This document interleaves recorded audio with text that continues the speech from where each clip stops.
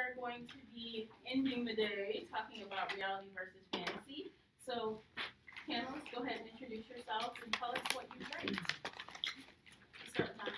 Hi, I'm Jon David. I write the trilogy, now going to be 4 books of Morgalla. That's Morgalla.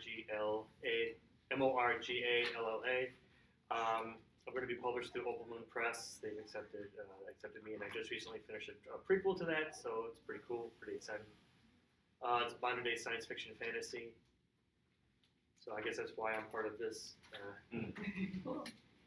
I'm Mackenzie Flohr. My book is published through BHC Press.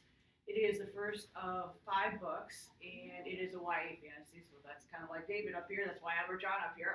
I'm really bad at names today. I answer them both. And that's why I'm up here. Cool. I'm Suzanne Sabol. I write urban fantasy. I write the Collection of Death series, which I'm in 7 of 10 at the moment. So that's why I'm here. I'm Heuker, and I write sci-fi fantasy where it's a mixture of both. So there's the space travel and technology from science fiction and the mythological creatures and magic from fantasy. And I have the Legacy trilogy, so all 3 books are here and done. Cool. Awesome. So everyone writes an element of fantasy up here. There are no contemporary writers in here. So let's talk about why you like to write about fantasy versus reality. I got 2 reasons. 1, it's an escape, and 2, I don't have to follow anybody's rules but mine. Bingo. Yes. Yeah. Bingo. The whole rules thing. If you're going to, I know a guy who writes like thrillers like Jack Ryan, that sort of deal, and he made the main character based off of his own daughter, which is really cool. And it takes place in modern times. It takes place in completely cemented in reality. All the scenarios all take place. It could all possibly happen in real life and all that stuff. And I'm like, wow, that's really tough. Seriously, that's really, really tough because I don't think I could possibly do that. I kind of do it in my final book a little bit because there's like political intrigue and you deal with generals and the president and all that wonderful stuff. But then he looked back at me and says, really, Jon, I don't think I could do what you do because you came up with a completely different world and you deal with fantasy creatures and all this stuff. I don't think I could do what you do and all that stuff. Well, okay, we're both on the same page in that regards. Right, because you can look in any type of fantasy, you could look at a way somebody writes one version as opposed to the other because you're not going to have an elf that Tolkien wrote be the same as an elf that somebody else wrote, whether it's in book form, movie form, video game, whatever. It's open season. It was really cool, with both Star Trek and Star Wars, they can come up with their own alien cultures, and they can make the rules as they go along. However, you kind of paint yourself into a corner because one of the things that kind of bugged me about the original Star Trek, and I forgive it because it is a show from the 60s, is the fact that any time that they needed a way out of a certain situation, Spock, he had this ability, or yes, Vulcans have an inner eyelid, which prevented me from going insane from looking at the alien. Yeah, sure, okay, there we go. Yeah. It can get a little bit. Well, maybe you should, when you do create your world, you should make the rules. Yeah. And I think that's kind of what J.K. Rowling did when she came up with the Wizarding World. She kind of made the rules that in regards to that. And I really wanted to touch base with Potter then because that's what I was thinking when.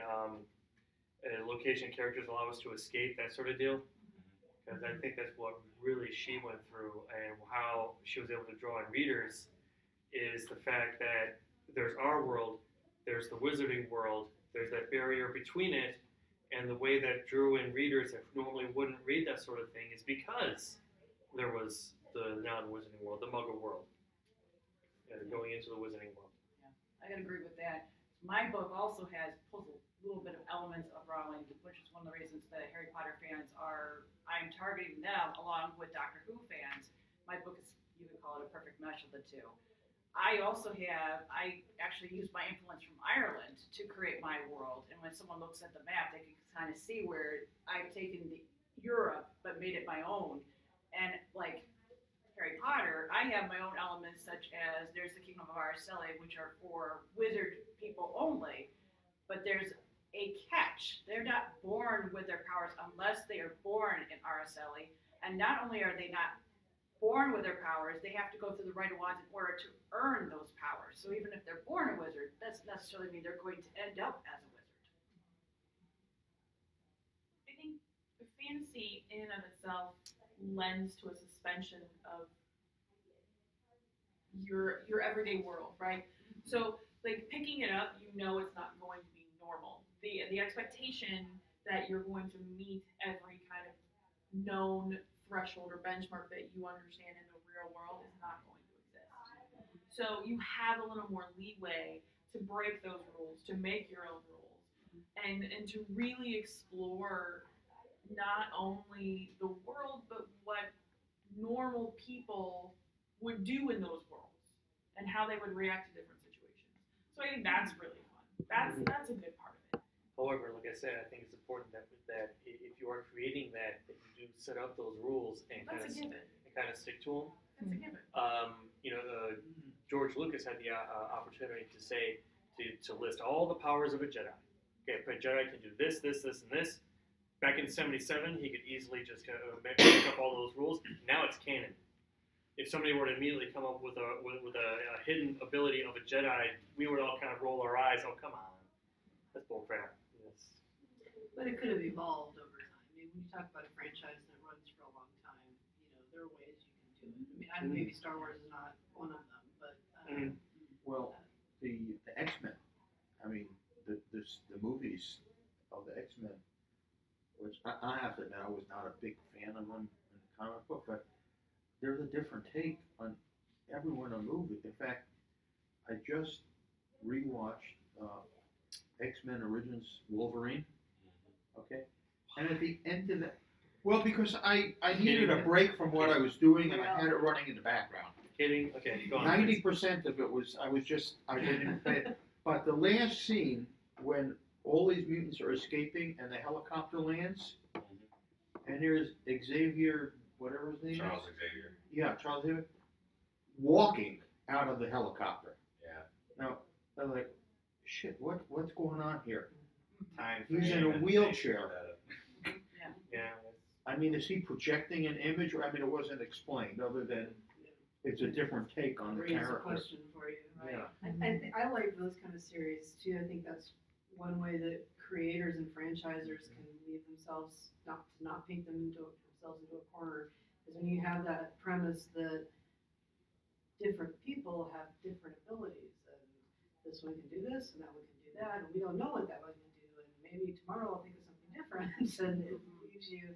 So when you're building a world, if you do something like that, it lends itself to ongoing adaptations.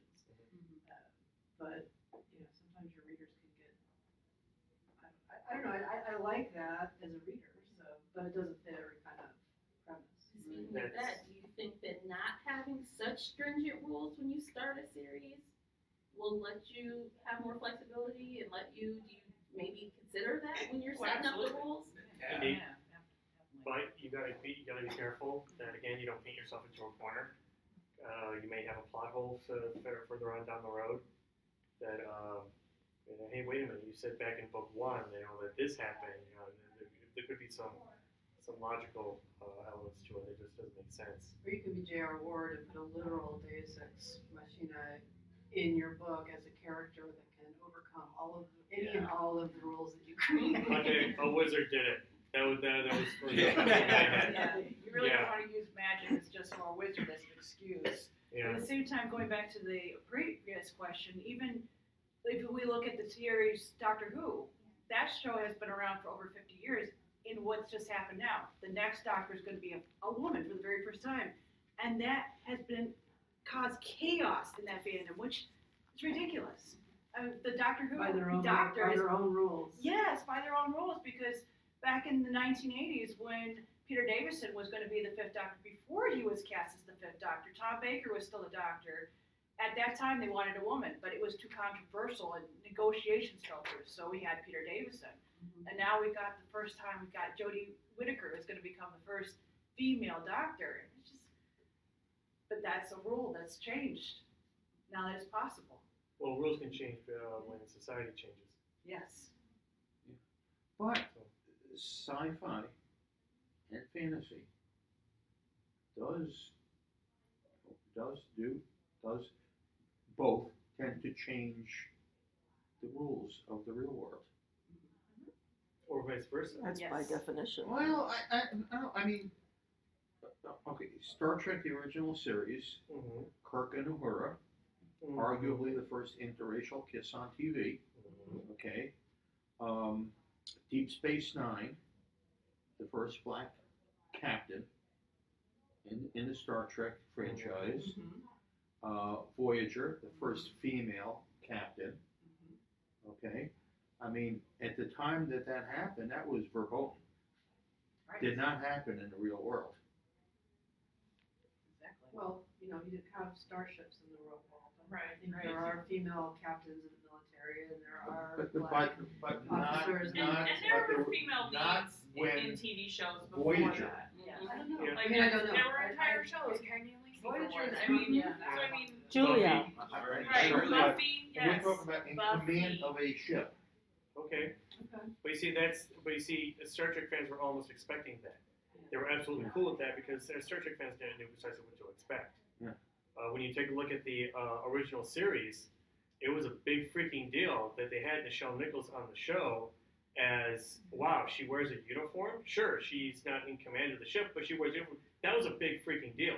Chekhov, for crying out loud. Yeah. I didn't Yeah. know this at all, seeing the movies when I was a Russian. kid. Being a Russian, well, okay, what's the big in the deal? 60s. In No, the in the 60s? freaking well, I'm 8 No, years I old when I first understand. seen Star Trek, and it was a big freaking deal having a Russian on the show, and he's our ally. He's Well, big, to quote Trump, huge. no, he says huge. Huge. Okay, however he says it. It wasn't big, it was huge. Yeah. Okay, anyway, Okay, let's move on to another question. So, what, we talk about reality, so what normal reality rule do you think that you are, I guess, most excited to suspend in your worlds? That there's more than just humans as intellectual beings for me, because it opens a whole spectrum of how a situation is handled. It's not just like, how would a human handle a car accident or something like that? How would these space aliens handle a space crash or something like that? Or So you're adding races, like you're not saying that, birds are actually sentient or. Right, Okay. it's just fun to break rules because Right, well, which ones are most fun to break? Yeah. like, just it to me it just creates this idea of no limitation, and I'm not going to say I speak for everybody, but in a way I feel like a god. I am creating these worlds and these planets and all the inhabitants of them and how things occur, and it just feels empowering, I guess. well, I like just the creative element to it, and I don't necessarily go out of my way to break any kind of rules. I just go out of I just try to write something interesting that people will enjoy. And if you like it, fine. If you don't like it, you're more than entitled to not like it too. But if you think that I'm breaking a rule of some sort, I would just shrug it off. No, I think we mean like fantasy. What is it about your fantasy world that can't happen in the real world? Okay. Like, that kind of rule. Yeah. So like aliens exist. Like, it's that's not that's a possible to rule. We really- don't know it. We don't know anybody except people that can Mhm. do Yeah. that. Yeah. Aliens exist in mine too, except they don't come in spaceships. Mine would definitely be the wizards, and a little bit more than just that. That's the fact that there's also the group of wizards that are no longer wizards. So that's something a little bit different, a little bit more creative. Is that you've got the men, you've got the wizards, and then you've got the people who now once were wizards, but they've lost their power due to either they were born in the wrong place or they have committed some type of sin that has caused them to be condemned and lose their powers. I think for me, it's really just because I write about shifters and vampires and fae and all those things, that just the general laws of nature, right? Like, dead doesn't always mean dead to me, right? Or just being able to shift form from one to another and saying, right? Like, that I can make that happen is really exciting for me. And also, it creates new problems. People don't like hearing stuff on the news all the time. There's this war going on, there's that, political BS, whatever. These are problems that we know won't exist in situations, but it's fun to see how they pan out. Well, yeah, like you mentioned X-Men. Anytime that I read like Marvel comics or DC comics, like beings with superpowers who are capable of doing good, but also capable of doing some pretty horrific things. Wow, am I glad that this doesn't happen in reality. Yeah. Am I really glad that there is no such thing as vampires? I've got 99 problems, but that ain't one of them. Amen. Yeah, We don't you know what, know maybe that there that's- aren't really vampires. They just made that not. That's what they want you to think, man. Yeah. It's a They just So- may not have made themselves Maybe that's why- visible to us. Maybe that's why some people like reading and watching watching shows and movies in regards to that. To which, okay, yeah, this is fantasy, but thank goodness this doesn't happen for real. You know, we go back to our reality that it isn't so bad. There ain't no blood-sucking zombies trying to kill us. That's cool. Just the ones in Congress. But that's what Amen. fantasy does, right? Like, fantasy takes real world situations, because there are monsters, right? They just don't. This is I true. mean, some of them do wear weird teeth. Who knows? But I mean, like, we take those situations that happen in life and amplify them to an almost ridiculous degree so that they're tolerable, right? So. Which this is really wonderful right now. Yeah. But I mean, there are monsters out there. I've done entire term papers on serial killers. They do exist. They do. We just amplify all of those characteristics until it becomes something that we can tolerate and ingest and really look at the human condition and evaluate it on a really intellectual level. Some of the scariest movies that I ever saw were things that this could happen for real. Yes. There are no, there are no actual, little vampires or whatnot in this whatever I'm watching.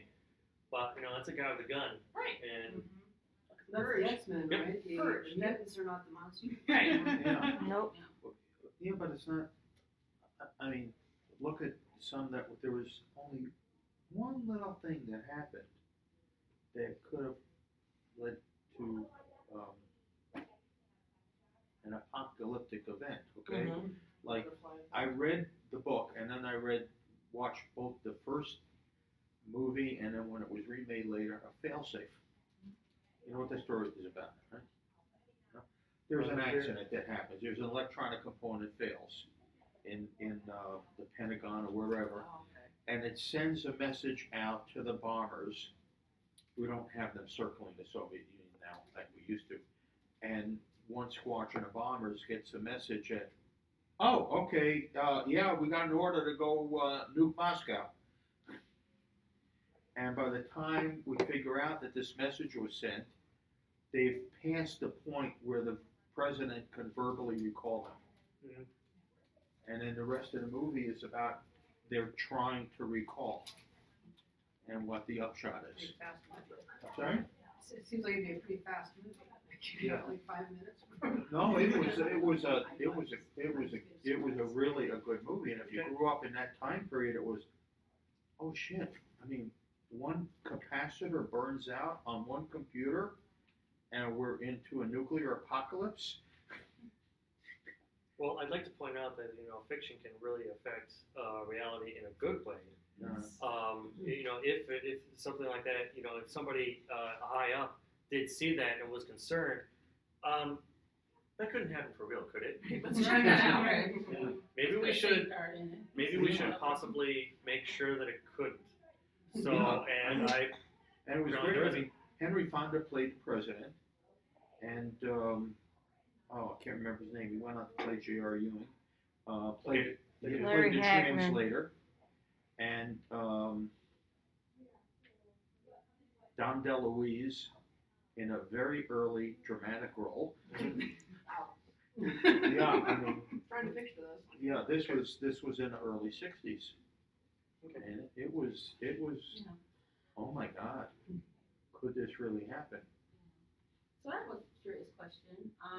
Now I know you all do fantasy, but how many of you have really taken world building to another level? Like it's not in an urban setting in Chicago, but you made up a completely new place with completely new money, people, everything. Well, I don't refer to like currency or anything like that, but people and places and things like that. If I were to jump into like the lore, because these three books in themselves take place during the Second War, the Second Universal War. There have been wars on planets by themselves, but then there was the First War, and then the Dragon Hunts, and then this is the Second War. But the universe itself was created by a goddess named Heuker, and when she created everything, she just kind of made things in their own way so they could flourish and grow by themselves. Well, some excelled in the magic, and then some excelled in the science.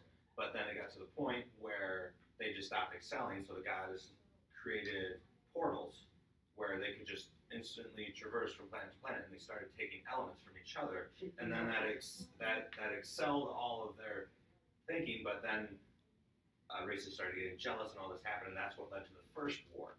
So I have all these different planets, all these different races, and it just turned into something that, even though this trilogy is complete, I'm going to write tons of stuff. Like I have notes upon notes just sitting on my nightstand of things I need to get to write, because it just became so extensive. It's not just worlds, but universes. Yeah. So it just, Cool. I just love the fact that I can sit there and go, thank you. I'm more having like Earth, so people can be more related to it, especially if you're an American in the Midwest. But mine is pretty much more like an alien world invading ours. And granted, it's been done many different ways. I'd like to think that I'm doing it in a little more original way, but You don't say Earthlings, do you? No. Okay. Absolutely not. Greetings. No, nothing like that. If I was doing something like a parody, perhaps. There, yeah. Okay. I have a work in progress now where I have created a demon realm that's where the skies burn and all the buildings are onyx and dragons and things like that. So I mean, I'm working on it. As people tell you, it's a little bit more involved than planting your fantasy in a pre-existing Parallel world. Yeah. Yeah. But if you're going to do that, then your book is going to have to be a heck of a lot longer, because you have to really introduce your reader into it, to build world. Yeah, every time they travel somewhere else, it's a new world, it's a new creation. And I thrive on that. I love making all these new worlds. So I personally don't see that as a setback. I did have maybe 2 or 3 people say that I couldn't keep up with it, because it does move along in such a way that's like they're in this place and they're doing stuff. Now they gotta go this place, and then they gotta do stuff. But it's mostly positive feedback. I just love it. There's so much love in fantasy. Yes. I have to agree with that. That's a lot of the reviews that I've gotten for Writer Wands when I've created Everna. I used a lot of Ireland's background to create Everna. However, they broken up towards the 13th century, where back then in Ireland it was all kings and queens back then. So I kind of kept that same element and then broke Everna up into different countries. So I've got the Kingdom of Araceli, which is, their ruler is actually a dragon, the only dragon left. And then we've got the Kingdom of Bandalay, which is all men. We've got Glendalough, which has got a territory taken over by Bandalay. So we got all men there. But then we got Araceli, which does also have the witches and wizards there specifically, but they still. Do you have a map in front of your I book? do. Yeah, I do. Yeah. We start talking like that. I'm like, okay, there's a map. There's a map. Very cool. Let's That could see. be helpful. It is. It's very helpful, especially if you're at all familiar with Ireland, because there's a lot of hints that I put in where I will talk about something. I mean, for the oh, you're talking about for this. you as well as the reader. Yes. That's the thing that I admire most about Tolkien, is that he wrote in entirely different languages, because that was part of his education. He was like in ancient languages. but also when he wasn't just writing The Hobbit and Lord of the Rings, he was also an architect, building, designing this world, and like we should all pay homage to Tolkien, and there are others as well, but he's like one of the he's like the godfather of fantasy. That because of him, we have entire generations of readers who can easily pick up and goes, yep, I can get into that right away. To where. Do you guys agree, as fantasy writers, that Tolkien is the Oh, penultimate? absolutely. I The actually- master. Yes, I agree totally. And actually, I looked at Lord of the Rings when I was creating the language of Araceli. All the magic spells are all made up, but they also follow the vowels of Spanish. So if you are a Spanish speaker, you'll be able to speak my language. Cool. I think Tolkien goes a long way in published work, but I think the human race in and of itself has a long history of folklore and myth going back to where if it wasn't Tolkien, it would have been someone else, and it would have been accepted. I mean, because I think T.H. White is probably my favorite. yeah, Yes. Is that right? The Once a Future King? Yes. Yeah, there's a whole bunch of them, but I think Tolkien is like he commands the seat at the head of the table in regards to that. Other ones are like Roddenberry, George Lucas, and J.K. Rowling. Those four I always use as an example. We really owe them that gratitude. They've done some great work, but also I think their greatest legacy might be is introducing their worlds to our pop culture and really just drawing people in it the way that they did. You know that Tolkien had nothing to do with the movies, right? Absolutely. yes. But the thing is, even Tolkien, it's weird that it's at the time it was very weird for a writer to enjoy the fruits of his or her labor while they were still alive. Now, and the thing is that Tolkien, he was just like really taken aback. If I'm to read, I've seen documentaries in regards to it. He was like really taken aback in regards to, wow, they like it that much? Holy crap! Yeah, they're talking about doing a movie. They want to do movies. No, you can't make movies out of these. That's what he said. Yeah, he said it was too grand of a scope to It become a was film. right. These will never become films. So that's what he said. And when was that? Well, obviously before he died, he died. No, I mean, you have a time frame for when that was? Was it early 60s? I would Maybe say the it's before the maybe. cartoons came out. Yeah. So yeah, He died in the 70s, didn't he? I haven't read his work, so I'd I have to really. double check, but yeah, I think it was the 70s he passed away. So even back then, even if you had the greatest budget, the biggest budget in all of Hollywood, you still probably couldn't make The Hobbit or Lord of the Rings. I mean, it's probably Lucas and Spielberg with their success in the sci-fi genre that led to big budgets for things like Lord of the Rings. Because remember, prior to Star Wars, the sci-fi movies were crap. Hubcaps and strings.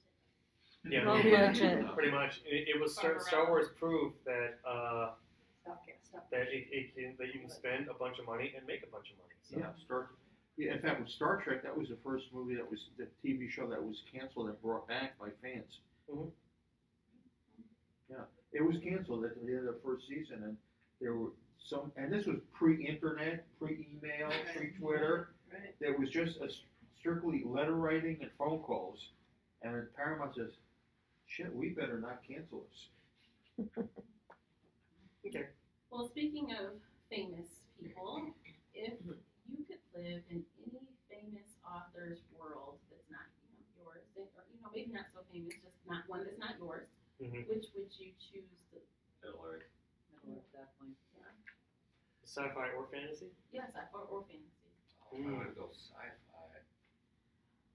I think maybe Star Trek because it's more controlled. Just because I'm not saying that Star Trek is necessarily the more entertaining universe. I think maybe Star Wars is more action-packed and whatnot. But because it's so chaotic, I really wouldn't want to live there. Maybe visit.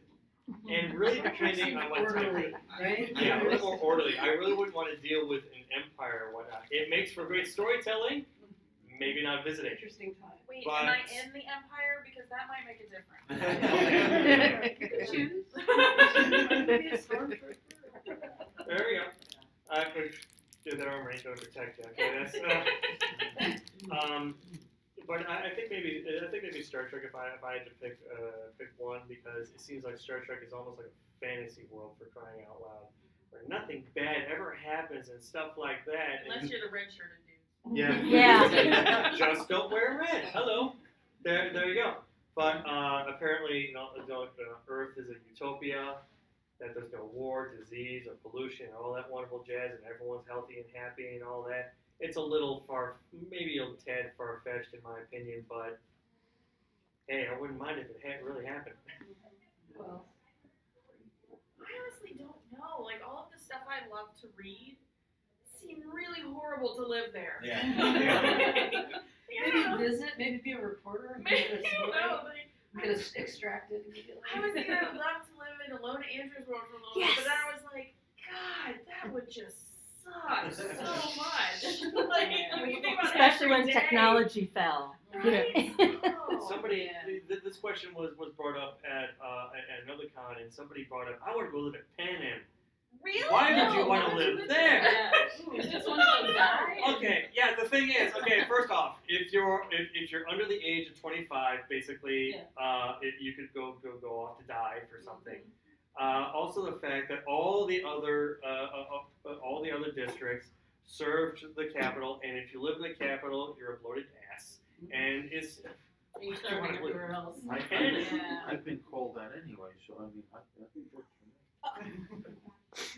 You said Middle Earth, Mackenzie? Or? Yes, I would have to go with either Middle Earth or I would have to go with Fantastica, which we would all know from Fantasia from the Neverending Story. The only bad thing about the Neverending Story, if I lived there, well, not that it disappears. The problem is that It's I don't rebuilt. be human, and therefore, if you Would you? read the book, spoilers, you'll lose your memory. So I have amnesia because there's no way I would carry Orin without being able to use it, like Bastion tried to. Not talking about the second or the third film. That's absolutely horrible. We're not even talking about that one. Didn't exist. Well, you thought Jack Black didn't do a good job?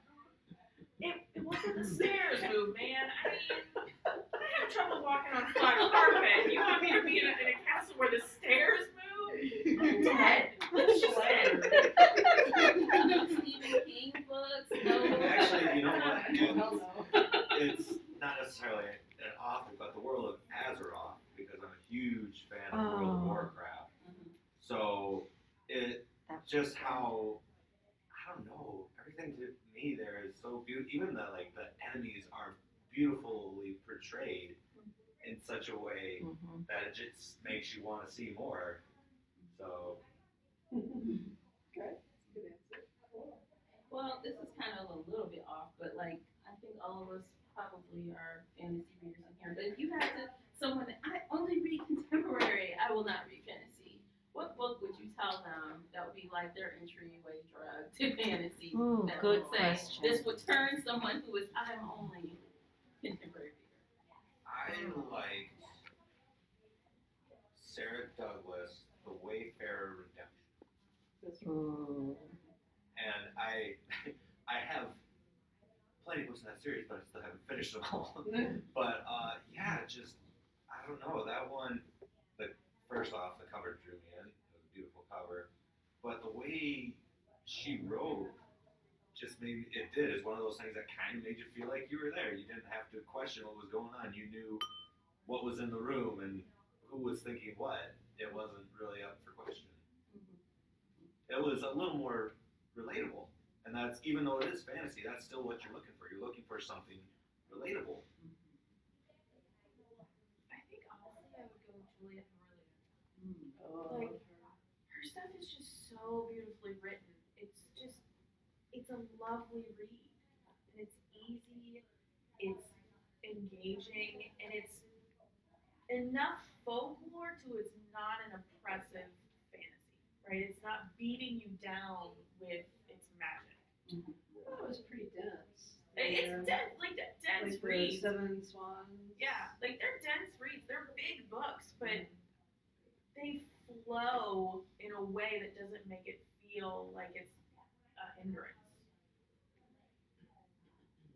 I'd have to go with, and this really doesn't fit that well in the fantasy category. I'd have to go with the Brave New World. That one really, even if it was written so far long ago, you can still see contemporary issues how they're hitting today. Well, it depends. If I was an alpha, yeah, I could go with that. Did anybody else here read Brave New World? You might want to explain it. It is very controlling, where you have, like women, for example, they'll have their babies whenever. So they control, the government essentially controls everything. And it's just, If you were ever tracked in school, Yes. you know what this is about, right? You Yes. have There- the Yes. advanced, the gifted track, and you've got the remedial track, and you've got the regular track, and Well, that's kind of the Yeah. It was the ultimate caste system. Would you agree? Yes, absolutely. But you were genetically engineered for your caste. So whatever caste you were born into, that was the best caste that there was. Mhm. Okay? And women did not have babies. Right. Unless I mean, they, yeah, it unless was, the government got involved. no, women did not have it. There was like one in 100 women who was actually fertile. All the rest were engineered to be sterile, and the babies were manufactured and genetically manufactured to fit in their caste. And the story revolves around a couple who gets permission to visit the, what they call it, the primitive zone. Yes, I believe so. Okay, and through a series of circumstances, she gets left behind, and she's that 1 in 100. Okay. John, did you have a question? Well, not to toot my own horn, but not my prequel, but my first book is almost like a parody of your typical fantasy book, but it takes place in modern day. Again, where a demonic will is trying to take over our world. It's almost like Shaun of the Dead takes on the zombie apocalypse. Regular guys taking on the zombie apocalypse, and what would they actually do? But a different author, I would say, not the first Harry Potter book, which is an okay book, but maybe like the Order of the Phoenix. I really like the Order of the Phoenix, how it starts off. It's the biggest of the book, but I really like how it introduces Harry to the Ministry.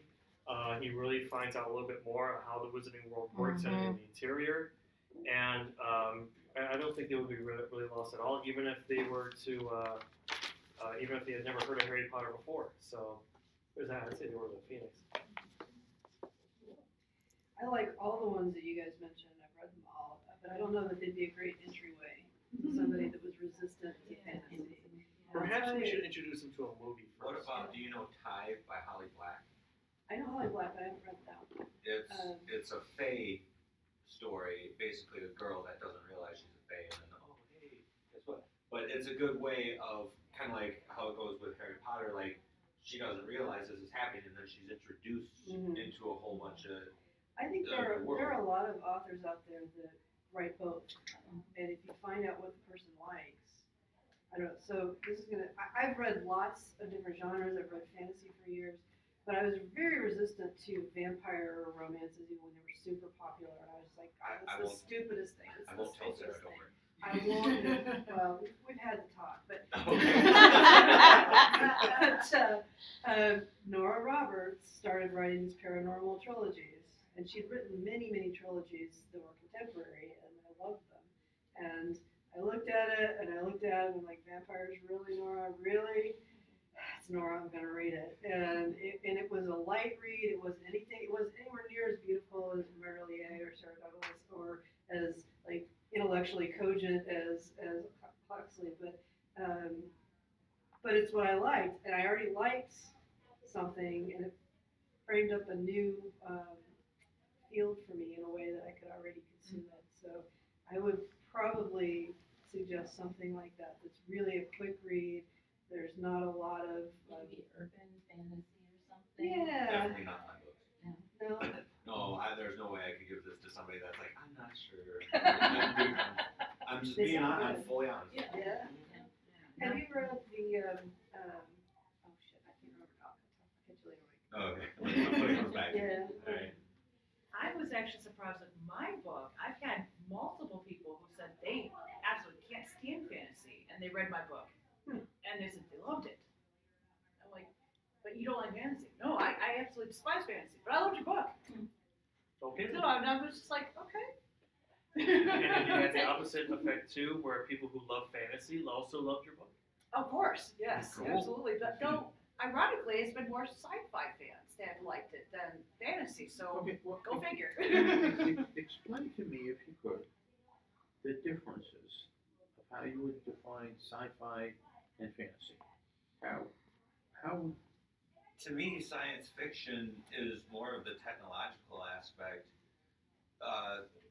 It doesn't necessarily have to be space travel or anything like that, but it's the instruments that are used. Fantasy, generally, to me, would stick more to swords, shields, metal armor, bows and arrows, Magic. and castles and magic. Yeah. Creatures. Creatures, yeah. Science fiction is created by those that live in that world. Fantasy is what lives in that world. Yeah, and it's just Interesting. science fiction is taking the everyday and adding new elements. Fantasy is creating a world with its own elements. so Star Wars really has got elements of both. I say Got the well, technology. somebody once said that Star Wars was science fantasy, where Star Trek was science fiction. I see what they're saying. Yeah, we could travel faster than light someday. Yeah, we could make blasters. Yes, we could meet other aliens and whatnot.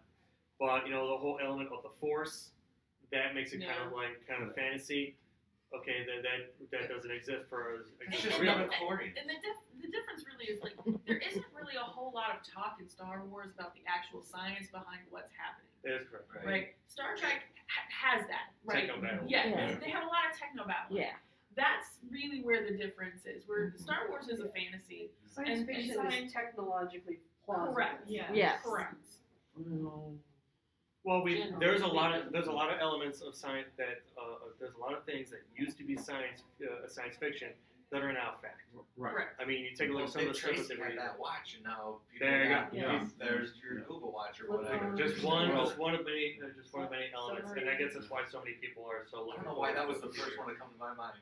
Well, No, it's true. It was in the night. Actually, it started out with the radio watch, and then later on they brought in the TV watch. Yeah, but and when you mentioned Star Trek, I remember reading a couple of articles when that was first came out, when it was about to come out, that they actually did ask NASA engineers to comment on the feasibility of their designs. and there's a lot of people in Hollywood who do that too. Well, now, but not then.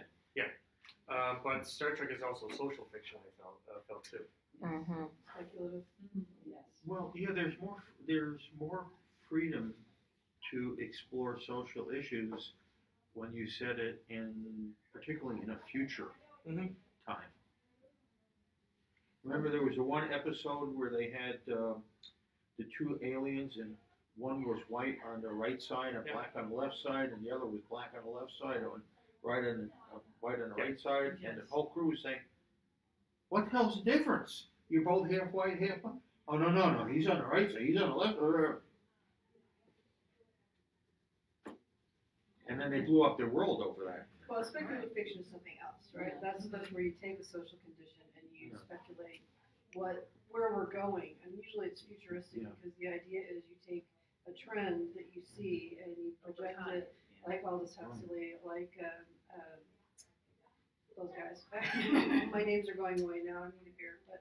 Does that bring some brain cells back? Yes. You should have seen Rosalind in the Improv. She took a swig of that beer. She was off. Oh my God, yes. Crap. Whoa! All right, anything else anyone? I think we're at 7:30. Oh, you didn't have it? There Oh, was wait, oh no, we have to. Oh, 6 to 7:30. Look, I've been on the half hour all I day. did, I'm sorry. Okay, we forgive I you. did kind of want to bring something up that was like I mentioned at the very beginning because we talked about, I brought up 2 reasons why I do this. One, there was no rules, and the first thing I said was it's because it was an escape. Are you guys in the boat with me on that one? Because when I first started writing, and this is, even though it's a small audience, I'm going to talk about it anyway, bullying was a huge thing that set me back. I used to suffer from panic attacks and kids picked on me for it, and which made my panic attacks worse. This was a way to cope with that. I created my own world. This was my escape. This was how nobody could follow me, and now they can because I want them to. I invited them in, but that was something that, you know, in a way, you know, I poured my heart and soul into this like everybody else as a writer. I don't think anybody that's a writer would put their heart and soul in it. If they didn't, they're doing it for the wrong reasons. But yeah, it was a huge escape. So all 3 of you feel that way as well? Absolutely. In fact, I was doing writing for when I went to therapy. It took a long time before I actually found a therapist who actually was willing to work with me and not say it's all in my head type of thing. I was like you. I was bullied very badly as a kid, and I went through that all the way from elementary school, from kindergarten all the way up to adulthood, into going into even college. I had a professor hit me in front of all of my classmates. It just seemed like I have this tendency that I would just attract the wrong type of people that just wanted to hurt me. And similarly, instead of panic attacks, I have ABPD and PTSD, which writing actually helped me to really get out those emotions because I couldn't really express myself. That was one of the problems, that I would hold everything in because I felt, and I was also raised in the perspective that if you cry or show emotion, you're weak. So I would hold everything in and not tell anybody about it, which isolated myself further because I was screaming really inside and just wanted to get out, but I couldn't do it. So I would just write. I would write. You mentioned you had 2 acronyms. The second one, PTSD, I recognize. What was the first one? ABPD, which is very rare. It stands for Avoidant Personality Disorder. It's somebody who is extremely antisocial, depending on what their levels are. I have learned to compensate, so you can't even really see the symptoms. But the typical would be someone who can't work. They can't even go out and just get a basic job. They try and they have no confidence whatsoever. They're extremely depressed. They think they're a burden. They think that everyone's out to get them, that there's no point that they're living. Is that what some people would call antisocial? Yes, it's and they both very much get intermixed, and that's one of the things about ABPD is a lot of those people who have to get help, they don't because they're scared. Yeah, they're scared. They're scared. So it's one of the conditions that's, and last I looked, I believe it was like 2 or 3% of the world actually been diagnosed with it, and the rest. Yeah. Well, when you mentioned that, it kind of brought to mind. If you say a character from Star Trek, I'm going to come over No. there. Yeah. It kind of brought to mind Patty Duke. Yes. Okay, who actually suffered from bipolar, but she went for years getting treated for depression, not bipolar, because when she was on a high, she never saw a shrink. I never know a lot of people actually. Yeah. Yeah, because Yeah. they didn't No, but understand she's bipolar. yeah, Right. but she's arguably the most famous person that, or one of the most famous people that happened to, and it took years for her to get Carrie properly Fisher. diagnosed. Carrie Fisher is Carrie self-medicated. Fisher. Yeah. Yeah, she's A lot. self-made, Would you but say she was Carrie Fisher? bipolar. Yeah, she Yeah. was too. Yeah. Yeah, there's a lot of people, but she was one of the earlier ones that people heard about.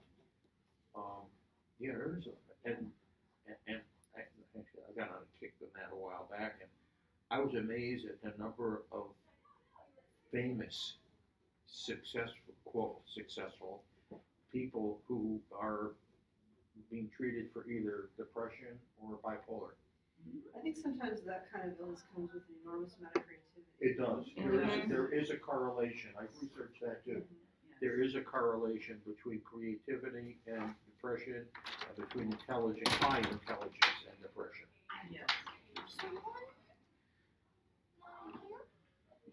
Anyway, And going to what you're saying, bipolar is actually very common that people who have the ABPD and bipolar, they're actually treated very similar because the symptoms are they can mask each other. Where, like bipolar, someone who has ABPD they can get what I call a trigger. So we could be talking about, for me, I had to learn what's called cognitive behavior therapy, which is if there's a topic such as, for me, religion. You talk religion, that is a trigger, and you're gonna set me off, and I'll go from being this nice person to just being mean. And it's one of those things you have to learn what really sets you off. And PTSD and depression have similar symptoms Yes, as well. they do. Do we have any kind of, would you wrap up? Yeah. Any concluding remarks from our featured authors? Fantasy worlds and fantasy versus reality. Reality sucks, fantasy's better. Yes. So much worse. And we don't mind coming back to reality. yeah, Because none there of you you go. wanted to go live in a fantasy world. Because how many fantasy worlds would we actually want to live in? Well, we would actually think, oh yeah, I want to live here. Oh, well, you know what? No, that's not. That kind of sucks. I guess it might be cool to visit. Yeah. Visit. If I get to be the guy with the spaceship and the supernatural powers Yeah. and the extra Yeah. weaponry, then maybe. Yeah, if I'm the top of the food chain, I'm okay, right, yeah. Yeah, I'm not. Guarantee of that, though. I'm not the goat herder in Minas Tirith right before it's invaded. Right. Okay, that's man, this sucks. What's that? I- Over the hill. I will only go if I can be starboard. Yeah. But remember, if you're Jedi, you can't get married. You gotta be celibate.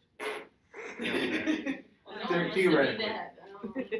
No, thank you. Theoretically. Pass.